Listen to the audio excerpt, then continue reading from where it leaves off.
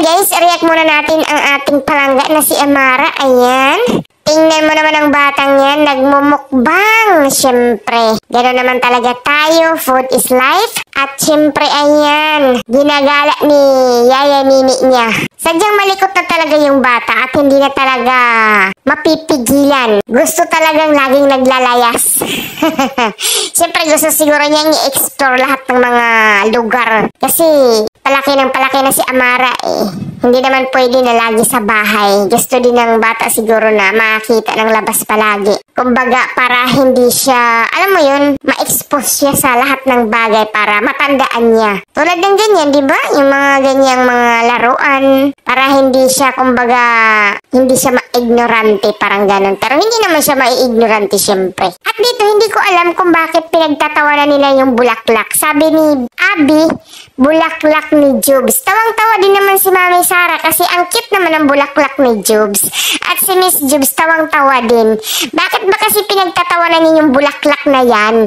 Gaano ba kasarap talaga yung bulaklak ni Jobs? Kaya talaga, ayan, grabe. Ibang klase yung, alam mo yon, yung kilig ng Jura. Lumilidil up. Tingnan nyo naman, pansinin nyo naman yung mga tinginan nila. Yung tingin ni Mami Sara kay Miss Jobs. Ibang klase. Sino ba sa kanila yung in love dito? Si Mami Sara or si Miss Jobs? Feeling ko si Mami Sara. Mami Sara, huwag kang ganyan, char. Siyempre, pag mahal mo talaga, ipakita mo. Kahit hindi na yung mga hug and kiss, diba? Natural lang na galawan, kikiligin ka na. Kasi alam mo, mahal na mahal mo ang isa't isa, diba? Yung mga barkada din yan dyan. At dito talaga namang, uy, ang hot ni Mami Sara. Sumasayaw talaga siya. Nakawala. Ayan si Mami Sara. Siya po yung, sana i-vlog nila dito, no? Kasi ang ganda talaga. Parang nakita ko na tong, ano na to, lagoon na to. Nung dati pa, yung ex. Dito yata rin sila eh. Pansin ko lang. Ganun. No? Pero ngayon, iba na yung kasama na syempre. Yung erog niya. Dito sa area na rin. Kitang-kita ko na to. Alam ko na to.